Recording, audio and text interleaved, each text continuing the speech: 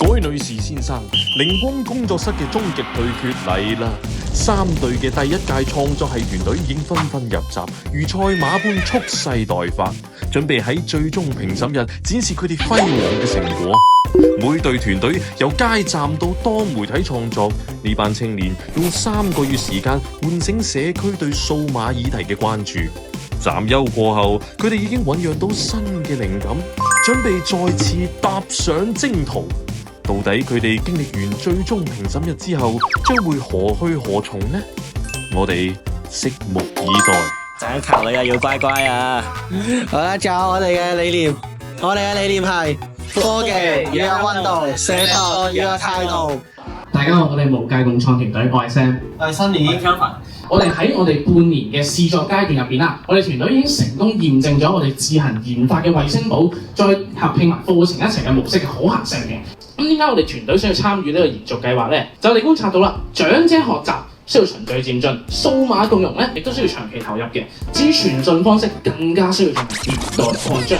我哋呢度嘅衛星簿希望可以喺延續計劃入邊進行2個版本嘅，標準版就針對翻主流長者，加強版就針對翻身體機能教育嘅長者。而我哋擴張方面啦，就我哋回聲工作坊，亦都希望可以做更加多嘅中心，更加多嘅節數。數碼急救站希望我哋呢個階段除咗係做一次性嘅職場教學之外啦，亦都可以喺延續計劃入邊做試用或者短期借用衛星簿，俾咁多嘅街坊老友記嘅。如果可以做得好嘅，一個收音機賣99蚊，你係幾多錢啊？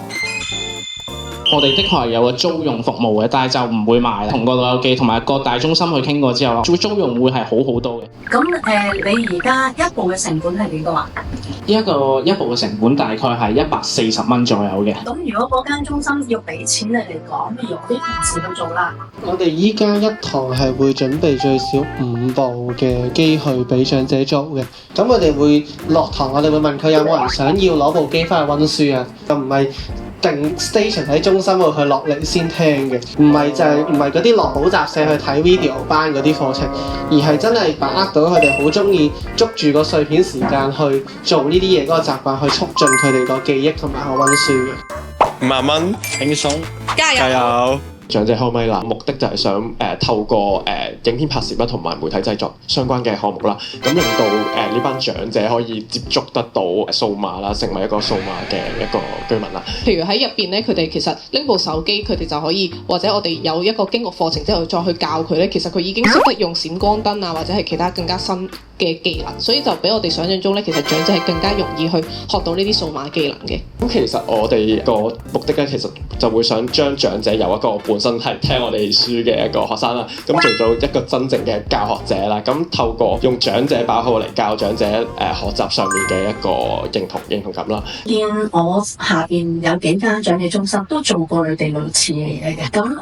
培訓咗長者做 KOL 咧，有啲甚至乎上過港台嘅電視節目，佢學自己自學 OK 啦，但係再去教人係另外一部分嚟嘅。我做呢個 project 嗰陣，其實我一開始諗嗰陣，我會諗到一個好迷惑嘅位就係我成日望住我自己都係照顧者啦。咁其實我成日望住我屋企個長者啦，其實佢都有好多技能，咁但係佢哋冇一個媒介，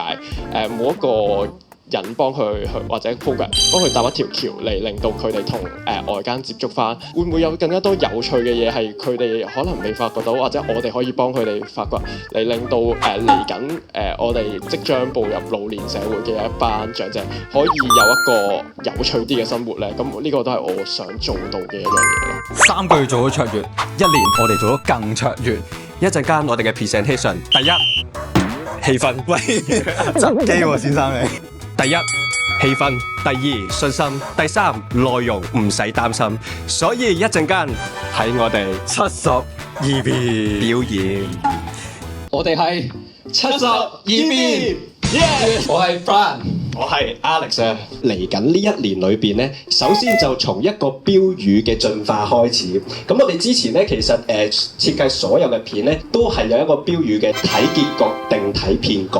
咁但係咧，我哋而家咧就將佢升華啦，就變咗7情6欲自選結局。透過之前嘅長者係被動咁接收一啲訊息，到而家我哋諗住做將嗰啲影片變成互動式影片，佢哋係有得選擇嘅，就令到每個地區嘅長者中心啦或者人群啦，佢選擇咗一個嘅結局，其實會影響到將來我哋整體個大 picture 嘅咁樣。覺得就係你哋做咗好多咧，即係令到啲長者都即係喺佢日常生活之中都眼得到咧，其實好多陷阱。其實咧，因為我哋落區啊，同啲長者去傾偈嘅時候，佢哋遇到嘅最大嘅困難就係好驚。如果我哋做到就係佢眼得到，同埋佢知道嗰個手法係點，即係點樣人哋先可以攞到嘅資料，咁樣咧，咁佢就會有信心去可以用到佢要用嘅服務。咁同埋咧，我哋落區嘅時候咧，其實除咗播片之外咧，我哋同佢會做一個互動嘅，即係遊戲啦，即係有設問一啲問題，咁佢哋就會知道邊啲位係需要佢自己就算唔識嘅話，需要問身邊嘅人。我想問你哋自己嗰個成功嘅準則係點？我哋最想做嘅嘢就係可以咧擺到即係反詐騙業中心咧上面都有啲片，上面有我哋嘅片。我想我自己其中一個成功嘅標準就係啲義工話咗參加完呢一個之後，佢哋會有一個自發性想再參加義工呢一個心。我哋係將我哋呢兩個能力傳承同感染落去。